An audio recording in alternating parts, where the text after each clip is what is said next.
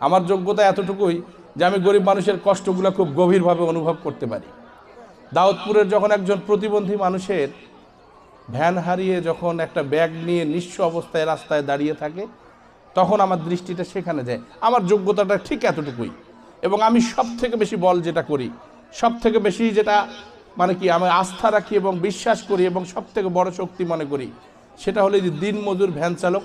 এরা হলো আমার প্রকৃত কর্মী এবং ভোটার। এরা আমাকে যেভাবে ভালোবাসে, যেভাবে আমাকে শ্রদ্ধা করে, যেভাবে আমাকে আপ্যায়ন করে, কাছে ডাকে, এদের মতো করে, এই গরিব মানুষের মতো করে বড় লোকেরা ওইভাবে আমাকে আপ্যায়ন করতে পারে না।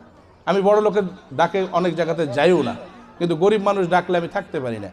দাউদপুরে একটা পাগলি মহিলার ঘর ভেঙে পড়ে থাকলো, একটা 1-1.5 বছরের বাচ্চাকে নিয়ে।